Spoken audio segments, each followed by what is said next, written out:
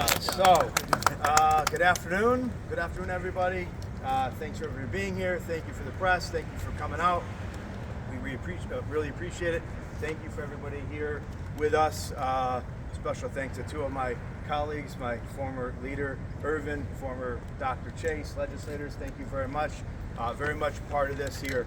So let me just start by saying that today is a very, very good day for democracy.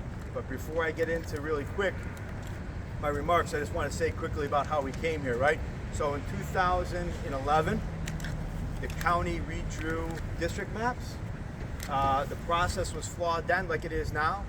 That flawed process gave us districts that were so eloquently referred to in Syracuse.com, Rick Moriarty, as crustaceans, eagles taking flight, brass knuckles, and peninsulas. I said then that the process needed to change, and I've been saying it for 13 years. So, 13 years later, 13 and a half actually, we have some good news. But after I initiated an advisory committee to the Reapportionment Commission, that unfortunately was blocked. On June 7th, 2020, as many know, I introduced a law that called to change our county charter and make an independent redistricting commission so that elected officials, politicians, don't draw their own maps. I said it then, and I'll say it now, that would have given us fair maps. Unfortunately, that vote was voted down on a party line vote. Fast forward to our recent maps that were voted in on a 9-8 vote. And what I said when we took that vote, knowing the federal laws, the state laws, I believed then that they were illegal, and I believe it now even more so. And what I said was, unfortunately, if we pass these maps as drawn, we're going to be in court. So, the maps were passed. They became policy. They became law. And we filed a lawsuit. I had the good fortune and the honor and the privilege of being joined by a dozen other plaintiffs. Here, some of them are here now. Our lawyer, Ronnie White Jr., did a remarkable job. And so, why we're here is last Friday, New York State Supreme Court Judge Lemondola has now signed a court order, and those maps will be remanded back to the county legislature. So today is a good day for government, a great day for government. So, by way of background, how we got here. But what I'm going to say is, I am looking forward to a new process. So today, we turn the page. Today, we're going to write a new chapter in the ongoing redistricting fight. We are going to fight. We have always fought for fair maps. So I will say this. Today, when these maps go back, I'm going to call on Chairman of the Legislature, Tim Burtis. I am going to hope and optimistically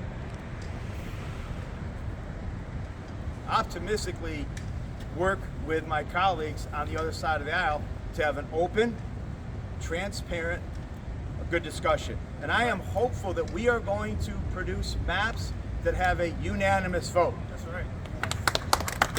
If for nothing else, it should be at the very least a supermajority.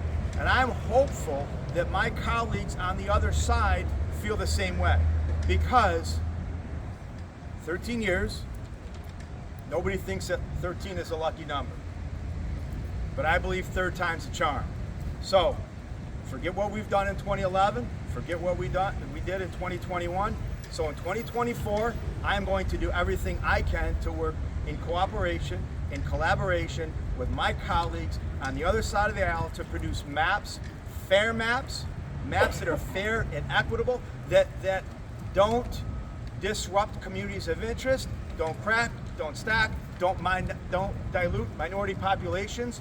And we are going to do our very best and we need to make maps that we are proud of, that are resemble our county as a whole, and we need to make maps that divide us instead of unite us. So. Unite us. Oh, all right, listen. Oh, that was 2011. Sorry. We need to make maps that unite us and don't divide us. So thank you very much. I appreciate it. So with that said, we're going to get to work. I'm hopeful that this process that now comes back to the legislature, we will begin to undertake very shortly in cooperation, in collaboration. And with that, I will bring up our county chair, Max Rucktischer.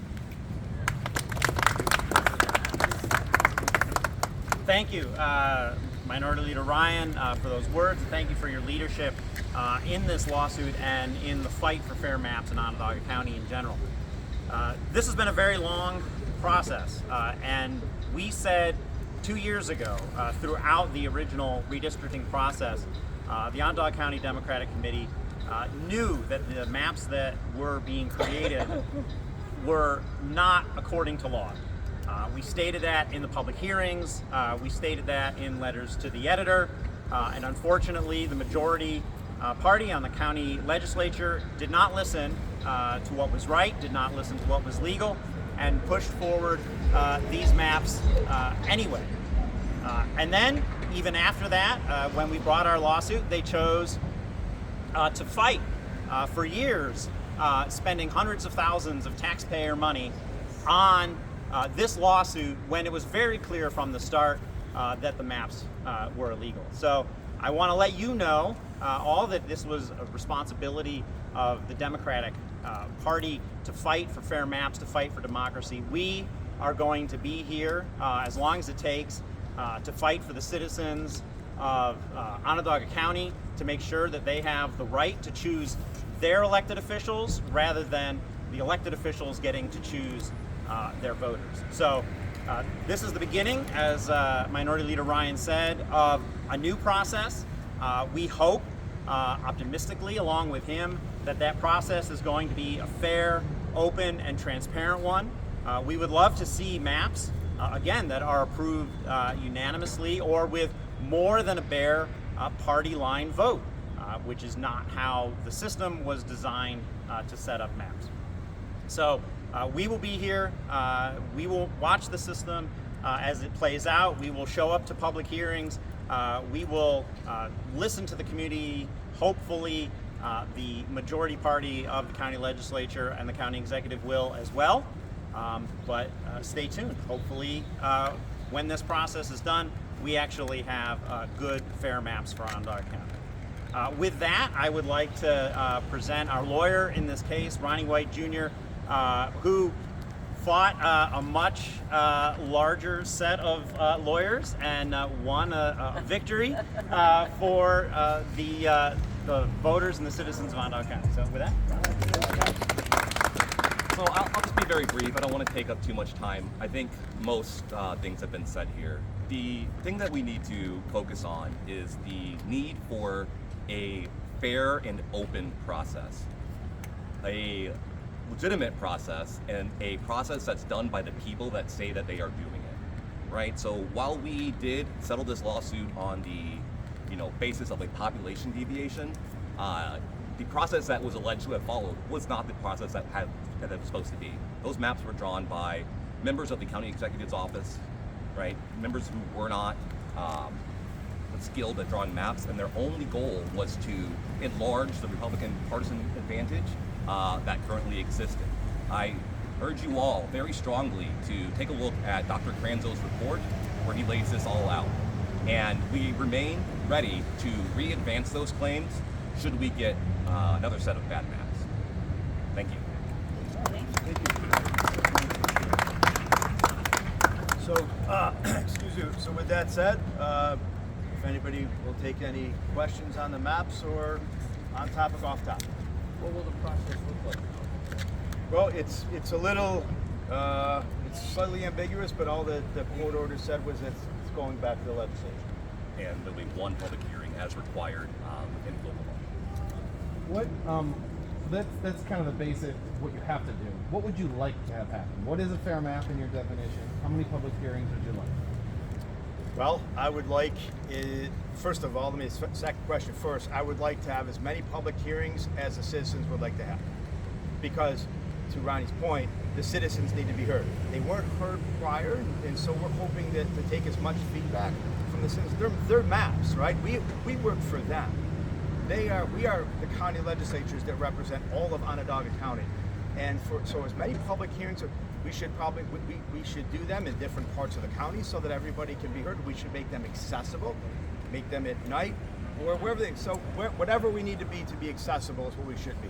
And then the first question. Well, let me push you on that, because at some point there's got to be a schedule of community meetings established.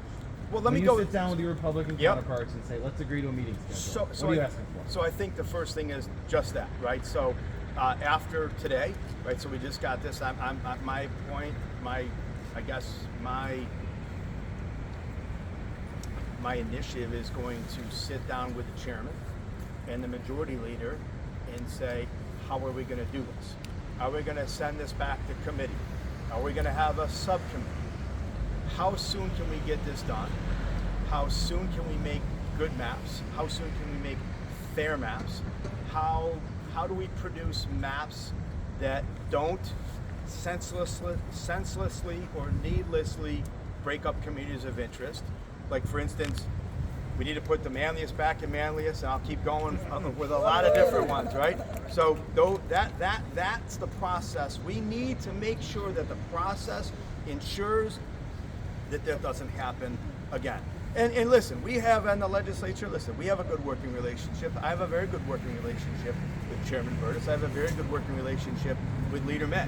And I believe that I am optimistic that we can create fair maps, and that's what I'm going to be pushing for. But Andrew, to your point, the sooner the better. Do you think it'll require like the whole over or Oh, I think I'm looking to hit the reset button, redo them, start over.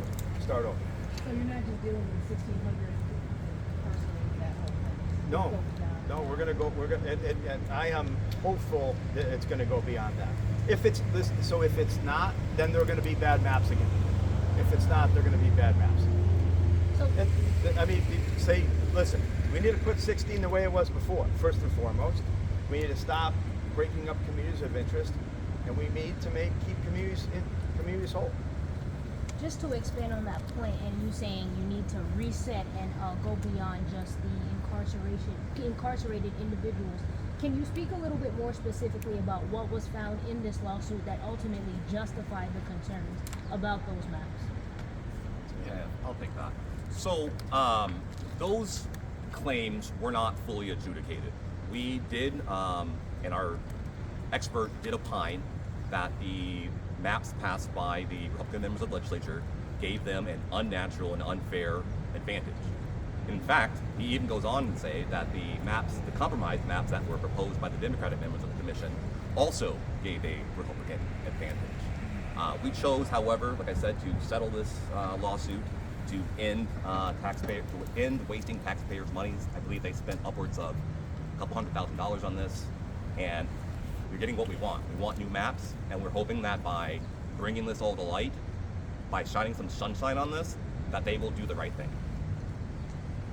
the comments from the legislature sharing that there was a huge change because of this. That doesn't sound like what you're saying. It sounds like you're going to know. There will be a few. Who said that? The statement from Mr. Burtis. Quote, only minor adjustments are anticipated. Well, then we'll be back in court. Huh? Then we'll be back in court. Okay. We'll be back in court. on And to go back to the original question. Listen, if I had my way, the process to Andrew, let me answer the question different. If I had my way, none of us would be doing these maps. We would have an independent redistricting commission, whereas citizens who care about the committee draw maps. So I don't think I should be involved, or any elected official on the county legislature should be involved in that. But but again, my law failed. But we don't need to resurrect that. But if we're talking about minor tweaks, I think that this is going to be, we do